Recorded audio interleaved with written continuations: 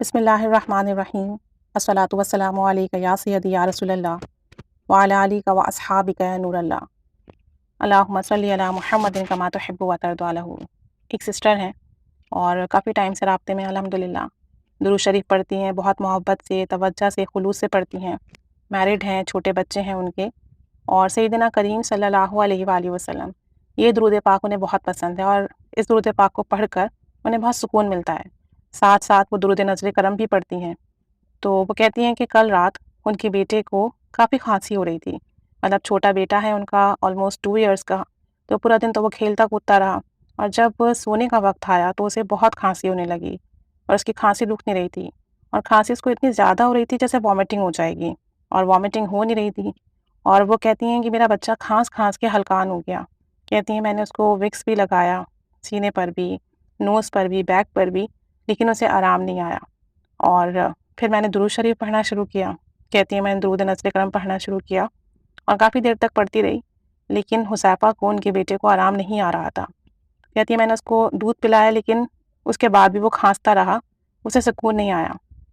کہتی ہیں کہ پھر میں نے کہا کہ یا اللہ، میرے پڑھنے میں شاید تاثیر نہیں ہے، میں گنہگار ہوں، مجھے پتہ ہے، میں بہت گناہ کرتی ہوں، مجھے وسوسے بھی آتے ہیں، اور یہ کہ میں نیک نہیں ہوں، شاید میرے پڑھنے میں کمی ہے، اس وجہ سے میرے بیٹے کو آرام نہیں آ رہا، لیکن میرا بیٹا تو چھوٹا ہے، یہ تو گناہ نہیں کرتا، یہ تو معصوم ہے۔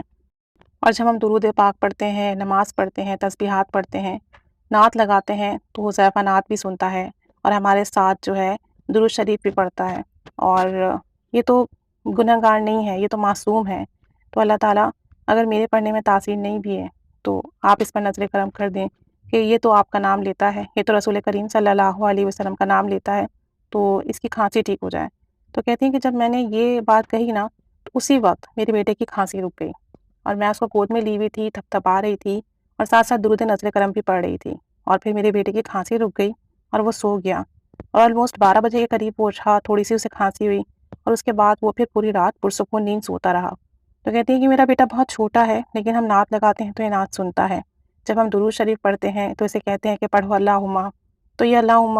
ہم کہتے ہیں صلی اللہ، تو یہ پڑھتا ہے، تو یہ بیٹھتا ہے، نعت بھی سنتا ہے، جب نماز پڑھتے ہیں تو ہمارے ساتھ کھڑا ہو جاتا ہے۔ تو کہتی ہیں میں نے یہی کہا کہ یا رسول اللہ صلی اللہ علیہ وآلہ وسلم، کہ میرا بیٹا تو معصوم ہے، یہ گناہ بھی نہیں کرتا، اور یہ درود بھی پڑھتا ہے، نعت بھی سنتا ہے،